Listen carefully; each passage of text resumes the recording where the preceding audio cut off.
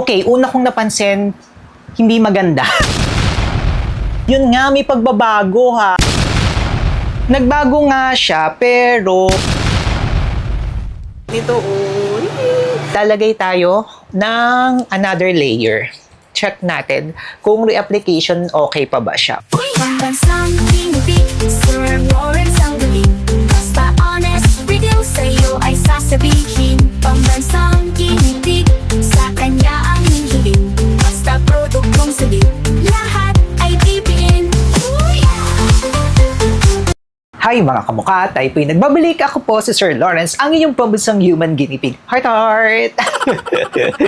If matagal na nga po kayo dito sa ating channel, alam nyo nga po kung gaano ko kamahal, gaano ko pinupure itong tinted sunscreen ng Adorn. Ayan. Kasi ang kagandahan nga po nito, aside na SPF 50 PA+++ na nga po siya, broad spectrum, lumalaban na nga po ito para sa UVA and then UVB, yung UVA para po sa kaloob-looban ng ating skin, yung letter A, aging, yung tatandaan nyo. And then yung letter B naman po is para po sa barrier ng ating skin para hindi po tayo mag-sunburn. Alam nyo, kagandahan nga po kasi nito is pwede nga po siya na panglabas, pangharabas, yung pabilisan lang. Yung gusto nyo nga po na parang fresh lang kayo tapos mabilis lang siyang i-apply. Then kung nasa bahay nga rin po kayo gusto nyo ng tinted sunscreen, napakadali niya talaga. Then kung build up lang, may coverage na nga rin po ito. Pwede nga rin po siya pang event. Kung ano-ano nga po kung saan ko ito ginagamit, ang ganda talaga nito ang Adorn na tinted sunscreen na to for all skin type. Bumagay talaga siya sa akin na meron po akong combination skin type. Ngayon, sa mga videos po natin, may mga pailan-ilan nung una na nagsasabi na, Sir Lawrence, nagbago ba sila ng formulation? Pwede bang pakicheck nyo? Kaya naman, sabi ko talaga sa team natin, uy, pa-order ako. And ito na nga po siya, mga kamukha. Hindi ko pa po ito nabubuksan. So, sabay-sabay po natin titingnan. Kasi na-curious na rin ako na hindi pa yan bukas, mga kamukha. Hindi po natin yung chinek. No, ayan siya mga kamuka. Nakailan na talaga ako nito, promise mga kamuka, nagandahan talaga tayo. Okay, so buksan na nga po natin siya. Ayan, hindi pa yan nabubuksan. Ay! Nagbago nga. Oh, iba na siya. Parang may naalala kong ganito, parang yung sa Saku Skin, parang ganito yung spray mist nila. Tsaka yung parang Kagayako, diba, nagbago. Parang mas premium yung feel nito, mga kamuka, if i-compare ko dito. To be honest ayan siya, nagbago sa packaging. Pero let's see sa formulation. Ayan, kung makikita nyo, meron pa po siyang nakaseal pa siya, mga kamukha. Meron pa siyang nakaseal talaga. Moment of truth tayo. I-check natin kung nagbago na nga ba. Or same pa rin. Ayan, medyo mahirap lang talaga sa umpisa, mga pump. Kaya understandable naman yan. Pero may katagalan siyang nagaganap ha. Wait lang. Ito, understandable. Pero ito, ilang minutes na ha? Ayan, may 1 minuto. Ay, Diyos ko, tumatalsik-talsik na. Wait lang. Okay, una kong napansin, hindi maganda. Hindi maganda yung kanyang packaging, lalo na yung pump. Diyos ko, tumatalsik-talsik na siya, tapos ito lang yung nare-release. So, ayan no. Ayun, ayan, diyan na talaga tayo nag-ano. Okay, ito po yung itsura niya. Based from una kong nakita, mga kamuka, shinake naman din natin, okay? Very, ano pa rin yung kanyang consistency, no? Hindi siya watery. Thick pa rin yung kanyang consistency. Let's see, or let's check kapag binlend na nga po natin. Oh, okay. Parang medyo nag-dark siya ng konti, mga kamuka. Bakit ganon? Ayan, no? Medyo nag-dark siya ng konti. Okay, blendability wise, yes, blendable pa rin siya. Okay? Wala siyang scent, which is really good. Pero if i-compare ko po siya dito sa luma, parang ito mas may scent siya ng konti. Parang inalis nga nila yung scent doon. May konting scent ito, mga kamuka. Ito parang wala na siyang scent. Okay, mabilis siyang mablend. In fairness, yes, matte pa rin siya, mga kamuka. So let's check nga po kapag pinag-compare na natin silang dalawa. Miss Camille, nakakaloka. Oh. Ano ba yan? We are very honest po dito ha. Hay naku, naluloka na ako dito. Kukunin ko na siya mismo from dito ha. Oh. Naku po. Eto na nga. Medyo nag-dark siya ng konti, mga kamuka. Pakita ko sa inyo Ito yung original or yung dati niya. Tapos ito yung ngayon, medyo darker to ng konti, mga kamuka. Ayun nga, may pagbabago May pagbabago siyang nagaganap. Darker po itong bago nila. Tapos hindi ko masyadong gusto yung pump nila. I have to be honest with you, mga kamuka. Okay, try ngayon natin ito sa ating face. Siyempre, usual routine pa nga rin po tayo. Mag-a-apply po muna ako ng moisturizer sa aking face. Favorite na favorite nga po natin ito from I White Korea. Ayan po siya. After that, nag-a-apply pa po ako nito. Lux Organics. Kung gusto nyo pong bumili nito, meron po tayo sa description box sa baba. At lalagay na lang din natin yan sa cart para moisturize na moisturize. Kasi nga po, yung aking cheek area, nagda-dry na po siya. Normal to dry siya, kaya kailangan ko po talagang i-hydrate ito ng maayos. Ayan Hindi ko talaga siya gusto. I'm so sorry. Miss Camille, papalitan to. Nakakaloka. Okay. Let's check na nga po kapag i-apply na natin muna dito sa aking left side ng face at sa right side ng inyong screen.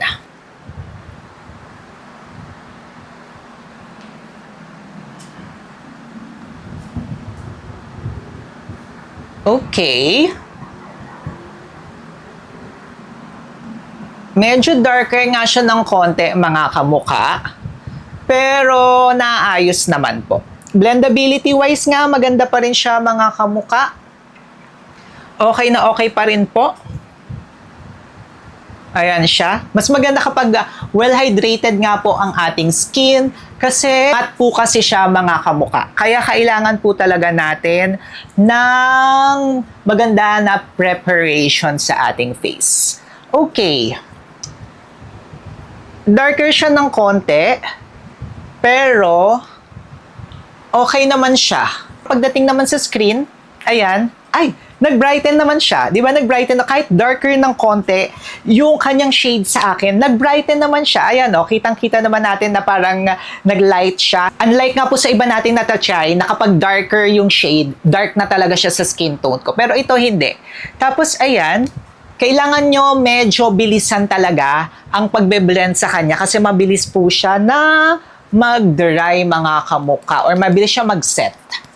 Kaya maganda na well-hydrated yung skin natin. Pero so far, so good siya sa akin, no? Ang downside lang talaga is itong pump niya. In fairness, so maganda siya. Kitang-kita. Kitang-kita siya. Parang naaalala ko dito si Kagayaku. Medyo kumakagayaku effect na siya. Sino ba sila ng Manuf? Pero in person, ang ganda niya, mga kamuka. Nagbago nga siya, pero maganda naman pa rin siya. Okay, check natin dito sa kabilang side. Oh, di ba? Maganda pa rin siya. In fairness, Maring Camila. Tsaka kahit fingers lang yung gamit ko, kayang-kaya nyo siyang i-blend. Yun yung kagandahan kasi talaga nito Mabilis siyang ma-blend. Tapos kapag hydrated ang skin nyo, madali nyo rin siyang maaayos. I still like the coverage nito. Maganda pa rin yung coverage niya kasi meron po ako ditong bakas ng nakaraan. Pero medyo natakpan niya. And that's it. Ayan, after few minutes, ito okay na. Matte pa rin siya. Ang ganda pa rin. Pero yun nga, siguro hindi consistent yung kanyang color or yung kanyang shade, yun yung medyo nagbabago-bago.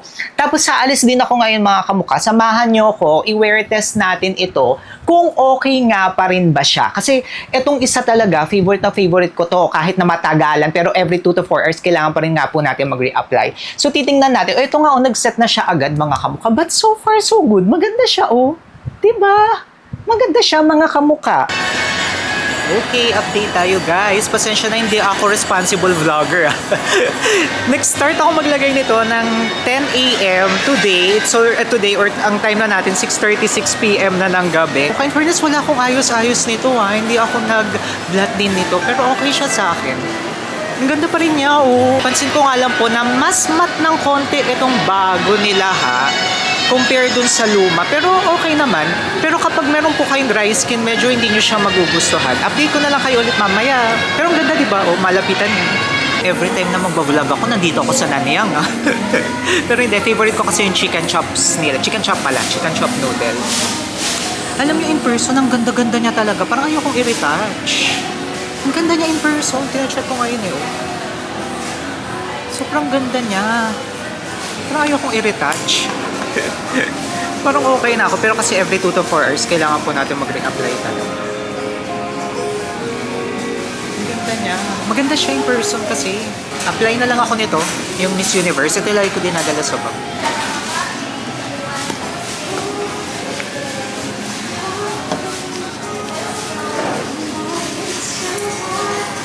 As always, ito yung order natin of chicken chop. Tapos of course, milk tea. Tara, let's eat po. Dito tayo ngayon sa Tea Live at nakita ko, ang cute nito. Oh. Anong tawag dito? Ano kay ate? Para makita mo sarili mo. Ano po? Flashy follow po. siya? Flashy. So, flashy siya. Malinis siya. So, magkano nga ulit to, ate? 399 po. 399. Pero kapag may free drink. May promo po kami na 350. Tapos, pipili po kayo ng Dahong Pao series. Nasa tayo. Nahiya siya. So, ayun, ako na mag-explain. 350 may basta dahong pao, no? Dahong pao. Dahong Pao series. Oo, tapos may light din sila. Any branch po na T-Live. Ayan, any branch ng T-Live, naging ano pa, endorser pa ako bila ng T-Live, ha? Thank you po. Thank you kay ate, ha? Ate, thank you. Nakauwi na nga po ako, almost whole day, or whole day na talaga siya sinuot mga kamukha. Ang oras po natin, it's 8:55 p.m. magna 9 p.m. na almost 11 hours ko siyang isinuot mga kamukha. Ayan, very matte nga po yung finish niya. Kaya sa may mga dry skin, medyo ano siya, kailangan nyo mag-prep ng maayos. Pero ang ganda talaga niya, promise in person mga kamukha. Nakaka-minimize din siya ng pores. Oh, ang ganda talaga niya. Yes, nagbago nga, pero mas nagandahan ako. Pero lang dito sa pump niya, hindi ko gusto yung pump niya mga kamukha. Oh, Diyos ko, paano ba yan? Oh? Iba siya mag-pump eh. Ayan. So ngayon, lalagay tayo ng another layer. Check natin kung reapplication okay pa ba siya or hindi. Ayan oh. Okay din siya for reapplication mga kamukha oh. Ayan oh. Walang pamumuo.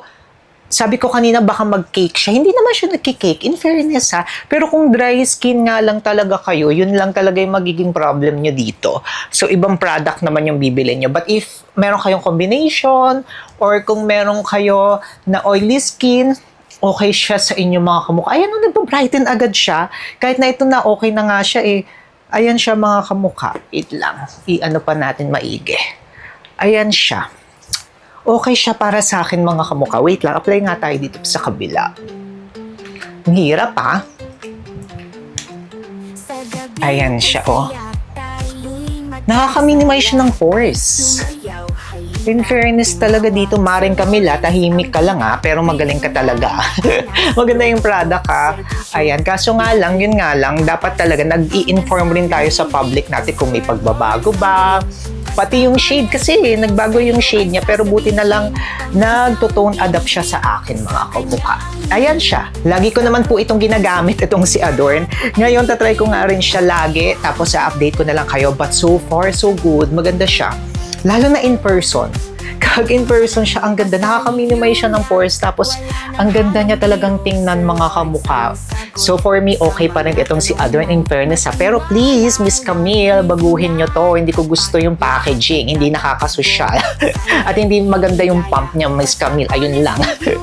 Kung gusto nyo pa pong pumuti, ayan, meron po tayong separate video niyan mga kamukha. Saan ba tayo? Dito or dito? Basta maglalagay na lang tayo dyan sa gilid-gileders natin mga kamukha. Siyempre mag-subscribe na rin nga po kayo sa ating channel. Until our next video po. Paano ba yan mga kamukha? In fairness, Maring Camille. Maglalagay po tayo ng legit shop dyan sa atin. Description box sa baba dyan. Nasa cart po natin. Go, go, go na yan mga kamukha. In fairness, Maring Camille, go, go, go. Okay pa rin.